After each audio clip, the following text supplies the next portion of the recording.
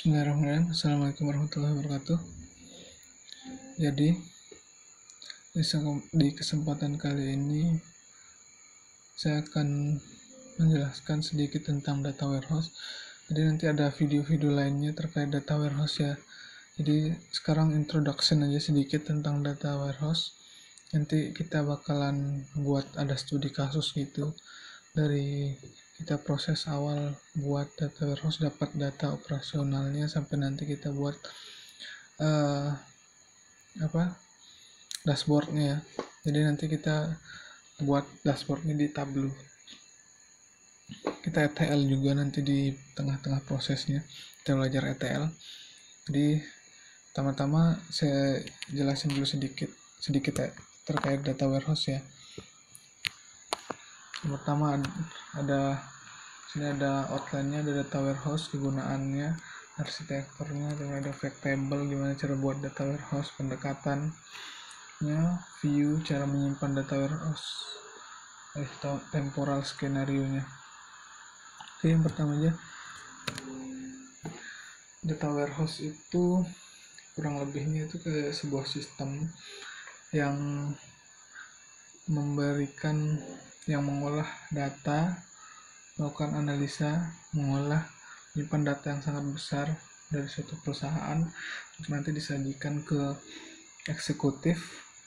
Nah, nanti di situ eksekutif dapat informasi terkait apa saja yang mereka butuhkan. Kurang lebihnya seperti itu sih data warehouse. Jadi mengolah data transaksi, misalnya di toko diolah data transaksi penjualan secara historis yang panjang, misalnya dari awal buka toko sampai sekarang kayak gimana sih penjualannya. Nah, nanti data warehouse yang menyajikan dalam bentuk data atau informasi yang mudah dibaca oleh eksekutif atau pengambil keputusannya. Nah, sekarang kegunaannya kurang lebih itu seperti ini ya, bukan pengambil keputusan ya. Data warehouse tuh kayak decision support, jadi pendukung keputusan, sistem pendukung keputusan. Jadi eksekutif itu ketika kurang lebih data warehouse itu seperti dashboardnya ya, dashboard pesawat atau dashboard mobil. Jadi di sana misalnya di dashboard itu ada disediakan informasi, berbagai macam informasi. Jadi pilotnya itu ya eksekutifnya gitu. Misalnya ada kecepatan angin segini, jadi si pilotnya yang menentukan kalau kecepatan anginnya segini dia harus seperti apa. Nah, begitu juga seperti ini. Jadi di dashboardnya misalnya informasi penjualan menurun di kuartal 3 misalnya. Nah, nanti kan si eksekutif bisa ambil insight tuh, kira-kira menurut pengalamannya dia kalau kayak gini kondisinya berdasarkan dashboard yang dibuat dari data warehouse, kita harus seperti apa. Jadi experience juga berperan penting ya di sini. Jadi kita data warehouse kita memberikan informasi aja untuk mendukung keputusan si eksekutifnya, bukan kalau kondisi pasar seperti ini data warehouse-nya kasih saran kayak harus kayak gini, bukan. Jadi dalam bentuk informasi grafik atau pie chart dan lain-lainnya, kurang lebih seperti itu. Selanjutnya ada arsitekturnya. Arsitektur data warehouse tuh sebenarnya banyak sih, cuman yang saya highlight di sini ada 3. Pertama ada single layer, 2 layer, sama 3 layer. Kalau single layer ini dia itu arsitekturnya dia langsung dari operasional data langsung melakukan query ke OLAPS-nya atau reporting tools atau dashboard-nya, kurang lebih seperti itu. Jadi operasional data ini belum diagregasi. Teman-teman, agregasi itu kayak kalau query agregasi lah, teman-teman pasti paham lah. Kalau ada misalnya select group by, ya group by itu salah satu agregasi. Dan nah di sini langsung dari operasional langsung di query dan dimunculkan di reporting tools. Jadi ini kekurangannya itu dia komputasinya sangat besar ya, karena setiap ingin mengambil informasi dia harus selalu melakukan query ke operasional data. Jadi komputasinya sangat besar, tapi kelebihannya tuh pasti ada kelebihannya. Kelebihannya itu dia nggak perlu arsitektur yang banyak, nggak perlu resource yang banyak, karena dia cukup punya satu database, punya satu penyimpanan data.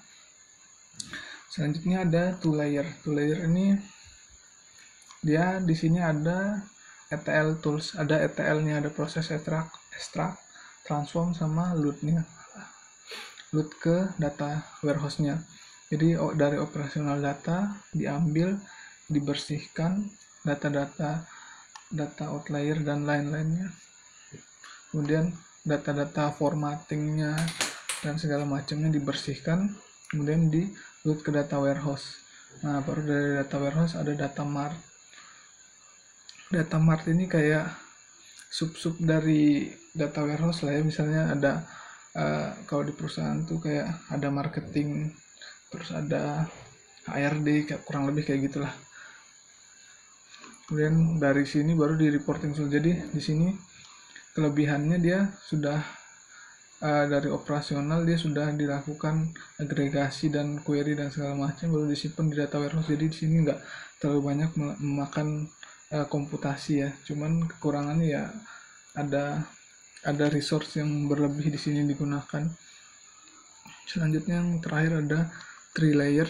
Di sini ada dari operasional data, kemudian di ETL, baru di reconcile. Ada istilah reconcile layer.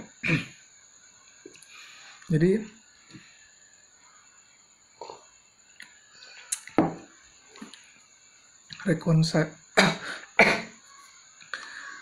reconcile layer ini dia menyimpan data yang sudah bersih, 5C, clean, comprehensive, apalagi ya.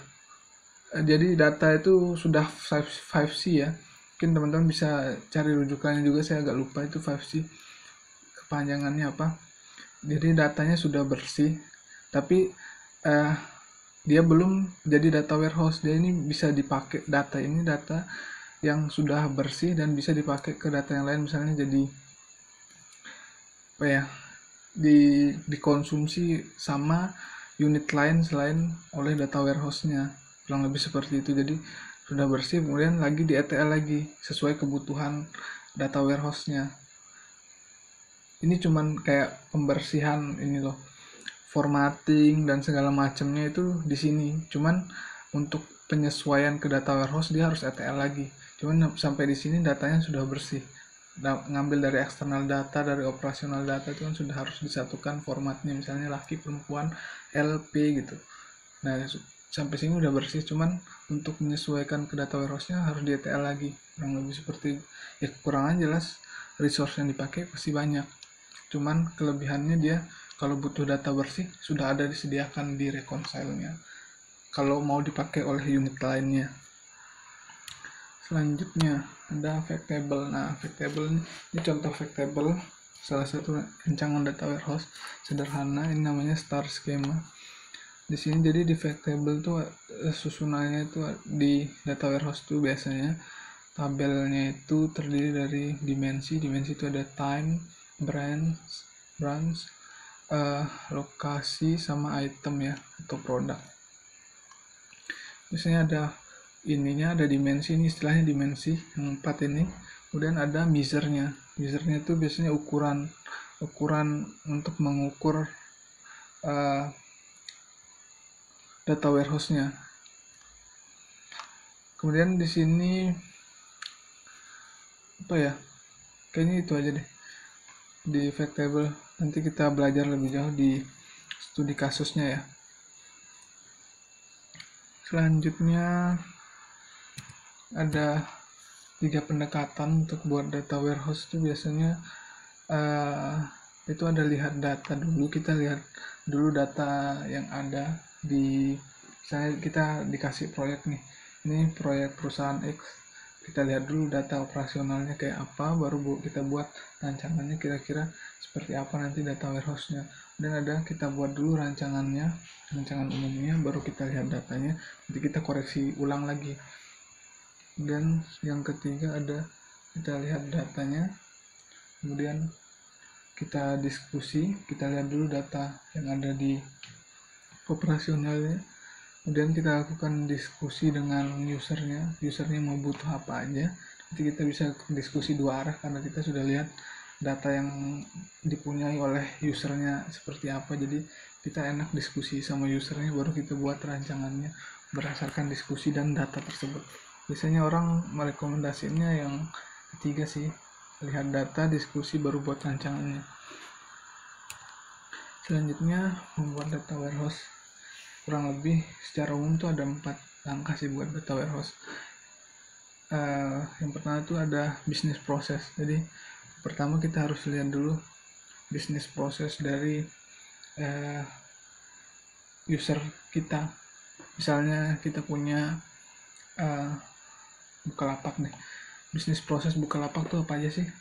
Ada penjualan, terus ada pengiriman, ada flash sale, ada apa lagi, dan lain-lain. Nah, kita harus tentuin dulu tuh bisnis prosesnya apa aja. Nanti dari bisnis proses itu baru kita bisa lihat kira-kira apa sih yang bisa diimprove atau bisa dibantu oleh data warehouse kita, oleh dashboard yang akan kita buat dari data warehouse tersebut. Nah, setelah kita dapat bisnis proses, tentuin tuh bisnis prosesnya apa aja, dan kita beralih ke langkah kedua, itu granularitas. Nah, dari bisnis proses itu kita tentuin untuk di data warehouse kita itu kira-kira ukuran terkecil dari data itu kita mau seperti apa. Nah, melalui agregasi tadi berperan penting. Jadi misalnya data kita itu sebentar.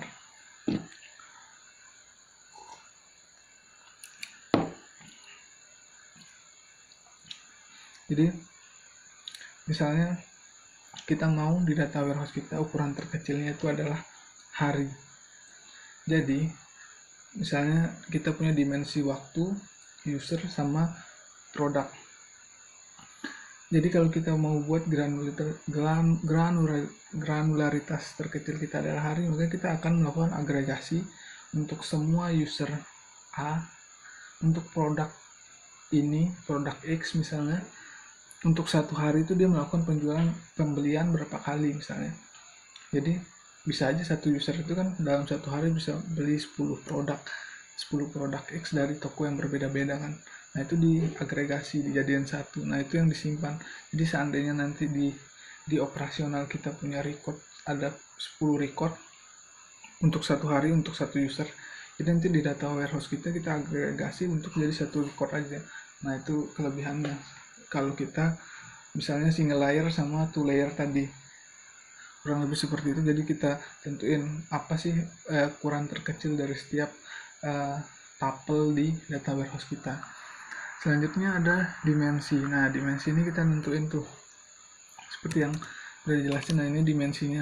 Kira-kira fokus analisa user kita tuh maunya apa aja sih? Apa sih yang mau diimprove di user kita? Misalnya dimensi, dia mau dimensi waktu, produk, sama user. Jadi si klien kita itu maunya, dia mau lihat pola pembelian user itu seperti apa, penjualan produk tuh seperti apa, terus di cabang mana, terus per waktu seperti apa. Jadi kita bisa nentuin dimensinya kira-kira apa aja. Misalnya dia minta, saya mau lihat pola pembelian user untuk setiap produk di setiap cabang persatuan waktu. Nah, berarti kita bisa nentuin tuh, berarti kita punya dimensi ada waktu, produk, cabang, sama user seperti itu. Jadi ketika klien kita nggak mau menganalisa suatu sudut pandang lah ya, nggak mau menganalisa produk, saya nggak peduli produknya seperti apa, saya mau taunya cuma user aja, ya udah jangan dimasukin lagi dimensi produknya seperti itu. Jadi kita cukup fokus pada yang kita rancang. dimensi ini. Kemudian setelah kita, nah oh ya, di dimensi ini ada aturan tidak tertulis sih sebenarnya, tanpa kita mention pun hal wajib yang ada di dimensi adalah waktu. Jadi kita tanpa kita tulis pun orang harus pembuat sistem harus tahu bahwa sebenarnya di setiap data warehouse itu pasti ada dimensi waktu, karena dimensi waktu itu menunjukkan historis bagaimana pembelian, penjualan, kurang lebih seperti itu. Dan yang terakhir ada measure. Measure ini berkaitan sama pengukuran. Jadi ukuran untuk mengukur bagaimana pembelian user, bagaimana penjualan user, bagaimana pengirimannya. Misalnya contoh di Bukalapak kita punya membuat data warehouse, membuat fact table terkait pengiriman. Bagaimana kita mengukur pengiriman itu bagus, jelek, atau biasa saja. Nah, di sini kita tentukan measure-nya itu apa untuk mengukur suatu, misalnya GNT, JNE, dan lain-lain itu bagus. Berarti kan kita bisa lihat dari waktu pengirimannya misalnya. Jadi nanti dibandingkan tuh JNT sama JNE misalnya, sama-sama punya measure-nya tuh waktu pengiriman. Bisa aja di JNE dari Lombok ke Jakarta waktu pengirimannya itu 10 hari misalnya, dan dari JNT dari Lombok ke Jakarta itu 10 hari. Kemudian JNE dari Lombok ke Jakarta itu 5 hari. Jadi kan dari situ kita bisa tahu bahwa waktu pengiriman yang lebih dari waktu pengiriman ini kita bisa tahu bahwa sebenarnya JNE itu lebih bagus. Ini contoh aja ya. Jadi dari situ kita bisa tahu bahwa sebenarnya ekspedisi JNE ini lebih bagus daripada JNT dari waktu pengirimannya. Jadi di situ kita nentuin misalnya apa sih yang mau diukur. Kalau penjualan udah jelas berapa banyak produk itu dibeli kan, berarti kan total pembeliannya. Terus bisa juga ambil rata-ratanya, kurang lebih seperti itu. Selanjutnya ada view. Nah, setelah kita rancang data warehouse-nya, kita rancang fact table-nya, kita bisa rancang view-nya. View ini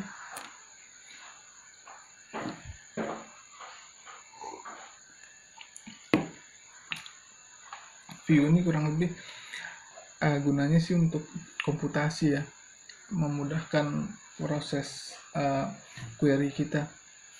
Jadi dari fact table ini kita bisa nentuin kira-kira yang harus ada, yang selalu kita sering akses itu data apa sih yang bakal muncul di dashboard. Di situ kita buatin view-nya, rancangan view-nya. Jadi daripada misalnya nih quarter sama state, misalnya kita punya granularitas terkecil dari data warehouse kita itu ada produk, date, sama store. Nah, dari produk, date, sama store ini kita mau buat analisa bahwa per quarter, per waktu, ini dimensi semua ya. Quarter per quarter itu untuk provinsi ini berapa banyak sih penjualannya. Ini measure-nya nggak kelihatan ya dimensinya. Measure-nya di sini penjualan ya. Berarti untuk quarter ini di provinsi ini berapa sih penjualannya. Nah, kalau kita lihat, setiap kita ambil data ini untuk di dashboard kita harus refer ke sini kan. Berarti kan kita query agregasi ke sini kan. Quarter state ini. Anggap aja ada garis lurus ke sini. Nah, tapi kalau kita pakai view, kita buat dari sini, type date store city, kita ambil gini kan, kita buat view 2 nya dulu. Kemudian dari view 2 kan kita bisa generate lagi data baru kan, type mon-nya ngambil dari date, dan state-nya ngambil dari store city. Nah, kemudian di sini type date, kemudian ada V3 kategori mon sama store city. Kategori ambil dari mana? Ambil dari type. Mon ambil dari mana? Ambil dari date. Store city ambil. Nah, quarter ini kita hilangin kategori, kita ambil dari mon quarternya, kemudian dari store city state. Jadi komputasinya itu lebih sedikit daripada kita harus langsung tembak ke primary eventnya. Nah, primary event tuh kayak gini ya. Primary event tuh semua event, semua data yang menyangkut semua dimensi. Jadi di sini ada 3 dimensi ya, product, date, sama store. Jadi ini primary eventnya. Dan kalau kita lihat di sini, ini sudah sudah diagregasi berdasarkan type, date, sama store city. Ini bukan primary event lagi, karena sudah diagregasi lebih dalam lagi. Ini granularitas terkecilnya di sini. Primary event itu ya kurang lebih seperti itu. Selanjutnya temporal skenario. Nah, dalam pembuatan data warehouse biasanya, atau nanti kaitannya sama proses ETL sih. Jadi temporal skenario itu ada 3, today for yesterday, yesterday for today, today or yesterday. Nah, singkat aja, saya jelasin, nggak usah lihat ini aja ya. Today for yesterday itu maksudnya data present, data hari ini tuh mereplace data yang belakang juga. Misalnya untuk store X, manajernya itu dari awal tahun 2008 sampai akhir tahun 2008 itu Iman. Terus mulai tahun 2009 tuh manajernya Asus. Nah, kalau today for yesterday tulis di notepad aja kali ya. Day for yesterday, manager tahun 2008 Iman, manager 2009 Asus. Nah, kalau today for yesterday data ini kan yang presentnya kan, ini kondisi sekarang kan, misalnya kondisi sekarang. Nah, nanti kalau di today for yesterday, seluruh penjualan yang sebelum tahun 2009 yang manajernya oleh Iman ini bakalan ke-replace oleh Asus. Jadi history dari penjualan oleh manajer Iman ini nggak ada lagi, jadi cuma ada Asus. Jadi dianggap semuanya itu ke belakang itu adalah manajernya adalah si Asus ini. Begitu today for yesterday. Kemudian ada yesterday for today, yesterday for today. Nah, ini kebalikannya. Kalau yesterday for today itu kebalikannya, berarti kalau presentnya 2009 Asus, sekarang manajernya si Asus, maka dia semua penjualan itu dari awal akan jadi Iman. Jadi nggak ada Asus, ini manajernya nggak ada, tapi jadinya Iman. Begitu yesterday for today. Kemudian today or yesterday. Today or yesterday ini dia tuh mencatat dua-duanya. Jadi manajer Iman tahun 2008 dicatat, manajer Asus 2009 dicatat juga gitu. Jadi biasanya sih orang rekomendasiinnya buatnya today or yesterday ya, jadi historical datanya kelihatan. Ini biasanya nanti di proses ETL dia bakalan jadi lumayan membingungkan kalau kita pakai yang lain. Jadi biasanya dipakainya itu today or yesterday. Nah, pendekatannya untuk memakai today or yesterday ini biasanya kalau kayak di Laravel ya, ada di created at sama updated at. Jadi si data warehouse kita itu butuh namanya tabel tambahan yang isinya history, kapan terakhir kita melakukan ETL, kapan terakhir kita meload data dari operasional ke data warehouse kita.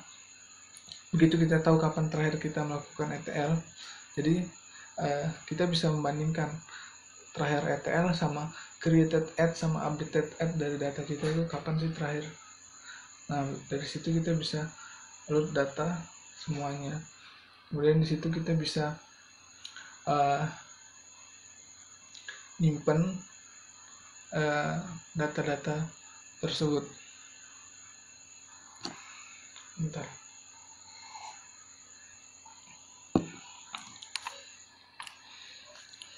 Terakhir ini itu aja sih yang di highlight sih, saya perlu highlight tuh yang di today or yesterday ini ya. Jadi bagaimana proses ETL-nya itu nanti agak ribet di sini sih. Biar pendekatan ini bisa kita capai di data warehouse kita itu ETL-nya agak ribet di sini.